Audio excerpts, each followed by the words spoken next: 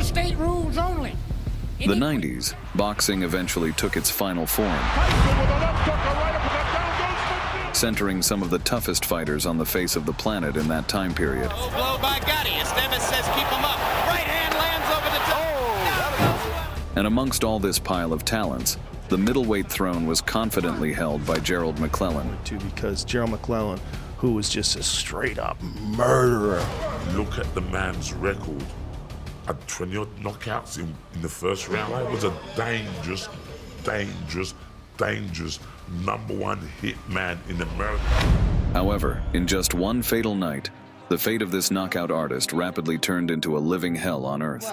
This man almost took my life. Listen, yeah. So do you think Nigel not feel sorry, but just wish that wouldn't happen? Absolutely. Huh? Absolutely. Huh? Absolutely. Listen, let's say Yes. no, that's enough.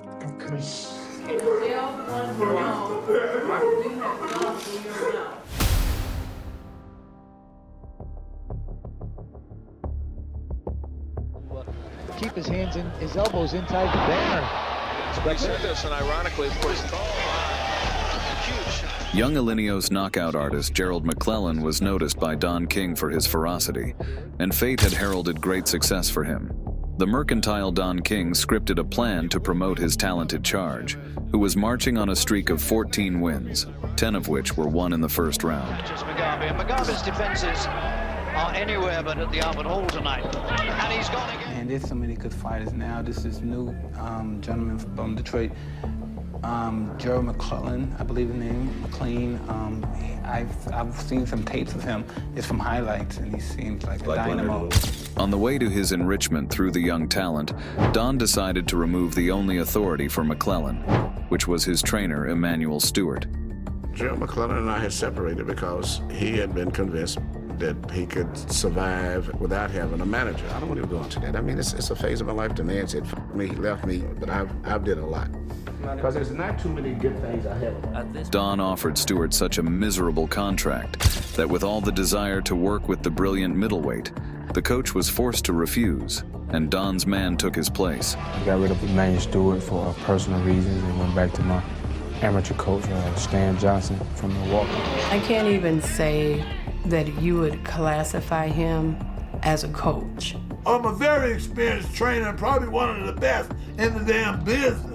McClellan was granted the freedom, and his new entourage, trying to grab a sweet slice from the young prospect, began to indulge the champion in everything.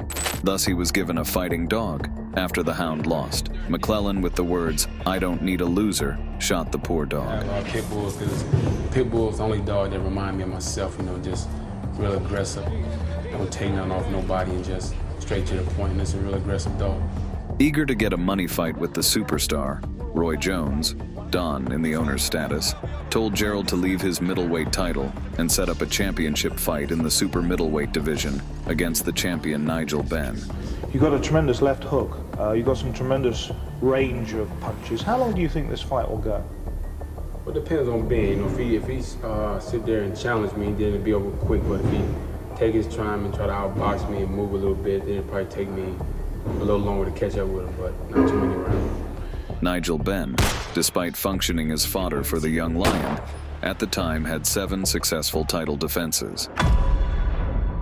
Let's get ready to rumble!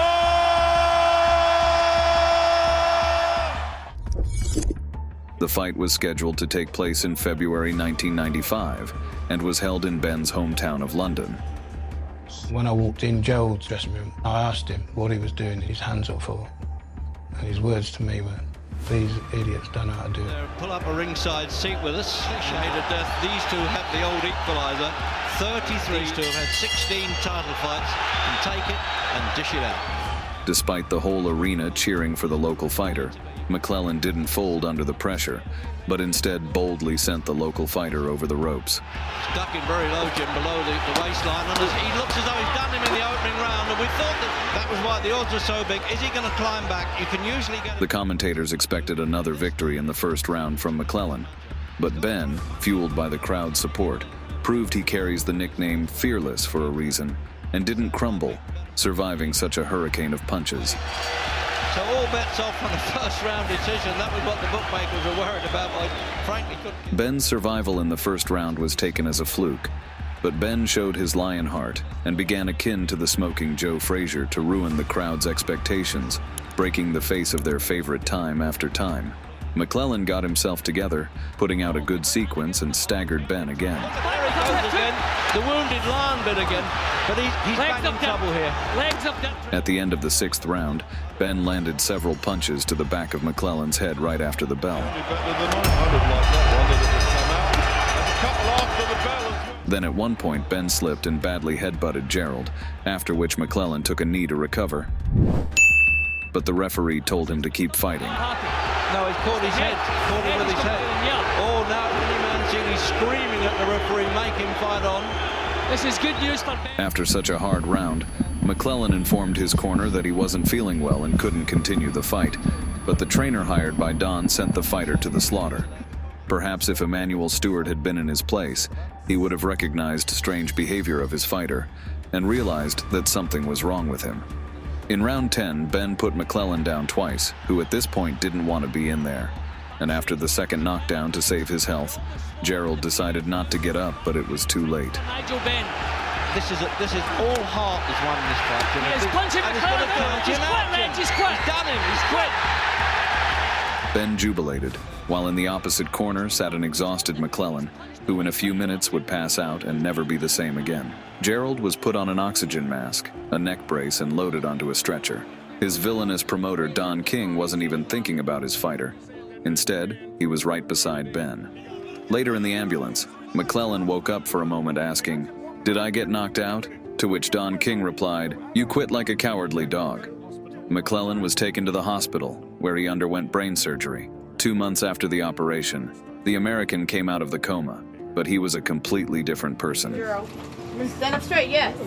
Right here. Right. Yeah. Come on, stand up straight. Right. Gerald became completely blind, almost completely deaf, and was confined to a wheelchair. Upon receiving the sad news, McClellan's wife immediately filed for divorce and no longer participated in the life of her former spouse. He needed constant care, which fell on the shoulders of the athlete's sister. 12 years after that fateful night, a fundraising dinner was organized to raise money for Gerald McClellan. Many famous people in the boxing world came to the event and raised $200,000. This dinner was a joint effort of McClellan's first trainer, Emanuel Stewart, as well as Roy Jones Jr., whom McClellan had beaten in the amateurs. Nigel Benn also came to the event, and the former rivals met once again. Their dialogue proved to be heartbreaking. Nigel Gregory Benn. Please, middle name. Gregory. Gregory. Gregory. Gregory. Say his name. Say your name, sir. I have to keep repeating my name. Nigel Gregory Benn. Nigel Gregory Benn. Yeah. Yes. This man almost took my life. Yeah. So do you think Nigel not feel sorry, but just wish that wouldn't happen? Absolutely. Huh? Absolutely. Huh? Absolutely. Lisa, what's that? Yes. That's enough. No, that's enough.